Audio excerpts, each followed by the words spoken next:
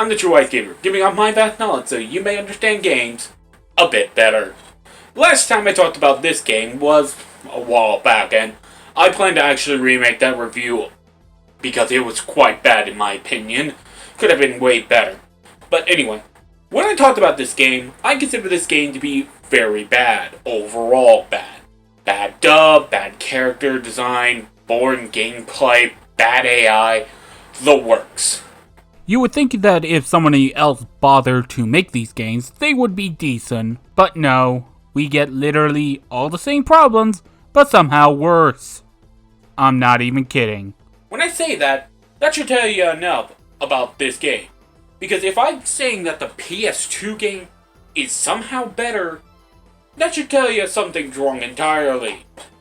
Let's begin with an explanation of what even Duel Masters is. Duel Masters was a card game, well, technically it's still a card game, based on the Magic the Gathering franchise, and was in fact a Magic manga until it made its own card game. You would be surprised that Magic is actually popular there, though not as popular as other card games, but still. In fact, in my PS2 review of it, I actually referenced that Suikoden's creator and writer actually made a Magic manga. Yeah, it's alright.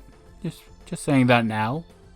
Soon enough, the game did become a big hit, in fact, enough to hit the West, which it died very quickly. For the West, I should be clear. It's still ongoing now. It's just that the West it's just dead for us. The strange part is, we don't actually have a real understanding of the reasons why it failed. My understanding that it failed for multiple reasons, but there's usually one underlying way to explain it. Poorly mismanaged. The card game was a broken metagame where it was only viable that if you didn't have these cards, you had no chance of winning. The anime was a gag dub that was quite odd and also very bad, and let me tell you, trying to find a sub for it is nearly nigh impossible. I don't know where you can find it, but if you can find it, do tell me. And lastly, and the point of today's video, the games, they were just bad. Just bad. Let's dive into Duel Master Senpai Legend. God, that name's dumb. The title does really actually bother me because it's like a total lie, like, Senpai Legend? There is no senpai, and we aren't building a legend or seeing a legend. Damn, this title sucks. Anyway, the game begins with, ugh. Yeah, let's talk about that. See, in my PS2 review, I made a joke that they barely skimmed on a how to draw anime book. This looks like they didn't even glance at it, and didn't even know what anime was, and just drew it from their mind as what they think anime looks like. It looks off. It kind of makes you wonder, how the hell did people get paid to do this? It just, how did they get away with this for so long? It just makes you wonder, man. Continuing on our way, we get to choose our name and civilization to start with. I'll explain that latter part in a bit, as our main character is celebrating his birthday. Ah gee, as he gets whatever civilization's best monster, because it's a family heirloom, somehow. As we go to bed, a ninja comes in and steals the card. Oh yeah, ninja, not a ninja. Our main character's father, instead of just calling the police like a reasonable adult, nah. He sends us to find a detective who will do that. And that's the plot. And let me tell you, it's going to get dull very quickly. We actually very quickly find him, as he just tells us to win a bunch of tournaments until we actually just find the guy on our own and just get our card back and he gets arrested. Game's over. That is the literal plot. Good God, this story's dull. I mean, Jesus, when the game has to throw this thing into you, I don't think it's very interesting, or makes it anywhere near interesting. Just throw it off the screen, goddamn. Jesus. So, how do you get to the end? Because, there's a lot of time between there and then. Well, an end game is a duel, and you're going to be doing that a lot. Because if you want to progress, you need to reach a certain level before you can actually enter the next tournament to just progress. And let me tell you, they take way too long to do that I just cheat. I have no problem with it in my eyes since it's just shortening down the grind. And that's all I needed to do. But how do you play? Well, it's basically Duel Masters, and I'll explain how to play that as we need to kick into the differences between this and Magic. or at least minor differences that I noticed as someone who's played both games to a good amount.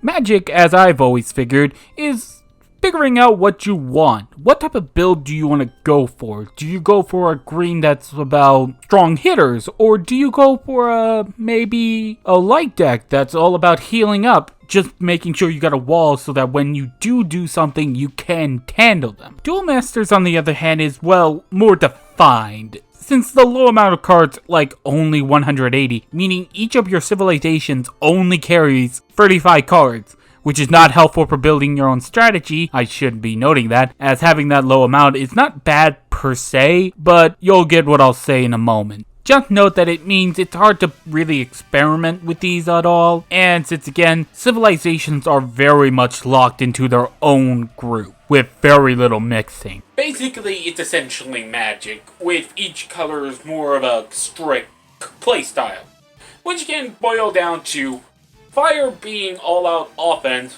no real defense. Green's Swarm, blue is subterfuge, light is mostly all defense, darkness is tear down and beat down. There are things that make them different a bit more than that, but that's the overall playstyle of them. Now, I mentioned that mixing is not recommended.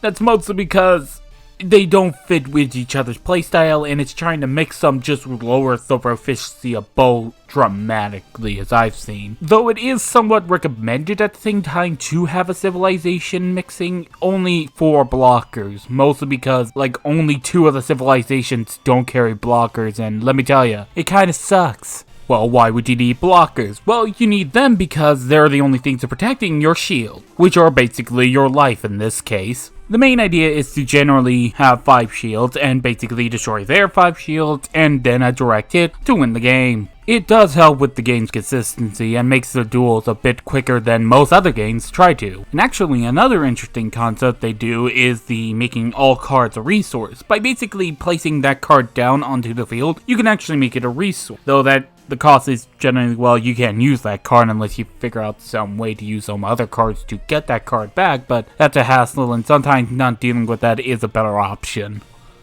But still, interesting to do. It kind of makes sure that your hand doesn't have a dead card in it, or at least a card that you know you could use, but you could put this card in. You get the idea. This game has a lot of interesting concepts, and a lot of them are well done. Problem is, well, the AI can be essentially considered moron or brain dead. Every duel became a slug because I legit was confused since every duel was super easy, to the point that I wondered what sort of AI were they given. I mean, seriously, these enemies always, and I say always because it was a constant, did at least one dumb thing in a duel, like not attacking and finishing the duel to just literally nothing. I mean, like, they just did nothing. It was just odd. Honestly, sometimes I played with those expectations and sometimes they did fuck me over, but overall they still did me well. But again, hardly matters as every fight was the same. Again, nothing particularly was different between fights. Everyone plays the same. It kind of becomes hard to see the difference. Though, like I said, they also carry the same card, so it's like, again, even harder to even tell the difference. The duels are at least quick enough to not waste so much time, but there are so many duels that you just... God, there is not much to talk about. There's the music. It's okay, I mean, it exists. I mean, I don't really care for it. I don't even remember any of it. It's sort of that music that just plays when you need something non-copyrighted. So it just kind of sounds lifeless in a sense. Just, in fact, most likely I have something playing that's actually more enjoyable than this game's soundtrack, just to be clear. You'll have also noticed that I used footage from the other game. Well, that was mostly because I was a bit curious because since I haven't played these games in a long while, I thought I would try them out again. See if they were actually any good. And this review is kind of becoming a trilogy review, sort of. I'm not going to go into too much depth, but enough to feel satisfied. The sequel, Kaiju Showdown, is a far better game, if just for more cards to actually play with, and yes, it does actually affect my enjoyment, because I'm not seeing the same cards over and over again. And the plot is at least far better, with our main character getting his deck from his older brother, which is random for some reason. I'm not entirely sure why, as we decide to enter some tournaments, and along the way we actually learn there's a shadowy group out there trying to gain some artifacts that will help them, you guessed it, take over the world. It's at least better than Senpai Legends story because it at least has a plot and something that could actually make me care about. Though it uses most of the assets from that game as wholesale, and the only real difference is that, well, you got more cards. And even those cards don't provide a much meaningful difference, just a difference enough to not say they're the exact same. There is one major difference in this game, that being the inclusion of, well, tournament-style duels, or 2 out of 3 duels. Basically, these make duels way longer to complete, and it gets very annoying near the tail end, and I stopped playing after a bit. It just got that annoying. Overall, it would have taken me even longer to do than the other 2 games combined, and I don't have time for that nonsense. I only say that because I have a habit of always trying to finish everything I've ever done. If I played a game, I've always tried to finish it because it's just something my mind doesn't like, unless it's unbearable. And I've also completed in my past, so it's like I don't have much of a reason to keep playing it. The last game, Shadow of the Code, is the one I've had the least experience with, but I can already tell you it's the best one overall. If not mostly because the AI is a bit more competent, or at least the most cards here to allow for different playstyles, that I glitchy couldn't beat it at first. Which is weird because, again, the competent AI that's actually going to try to win. That, and also the cards you're given at first are kinda crap. Kinda, I'll explain. The game gives you 2 ways on how to get a deck at first. Basically Kohei, or a pre-built deck, which is alright, but you could do far better, and I mean far better. And then there's Senpai, where you basically try to make your own deck out of a credit resource of 100, and each card has a different value, which makes it kinda hard to build a good deck for real. Like, why is it like this? Like, for real. You are better off just going with a pre-built deck and adding new cards after you get to a shop, because that way you can actually do something. Though I would like to again say that there is a slight possibility that I'm only bad and couldn't beat them, was because the other games trained me to play it so badly that this game's only hard because of my own poor understanding of the mechanics, but who knows. And also, this one bothers with a plot. And it's actually kinda decent. Kinda, it's a little hard to explain. Strangely enough, this game's actually a continuation of the last game after we defeated this guy, the Dr. Gero wannabe, who's trying to take over the world again, and it's actually kidnapped Shobu for some reason, and it's doing evil stuff. Also, the other worlds involved, I didn't beat this game because of time constraints, and I just really wanted this out, but it reminded me weirdly enough of the Dreamwave comics plot. Yeah, there was a Duel Masters comic book for some reason, and let me tell ya, it's not interesting. They are just boring. I just don't care. I would like to also add that this game also adds a lot of new cards and a lot of new abilities to play with, which is just a good way to make the game enjoyable in my opinion. Because the core idea of the game is really solid, it's just that I'm always surrounded by incompetence, and with this game's AI being a good, I can actually play it and enjoy it. I do need to say that the sprites are all the same mostly, maybe a bit more refined, but I'm not too much of a happer on it. Like, I am annoyed by it, but I mean, they brought this thing back, which still pisses me off because why did you bring it back? But Honestly, the game in and of itself is very interesting. But the video games are just bad.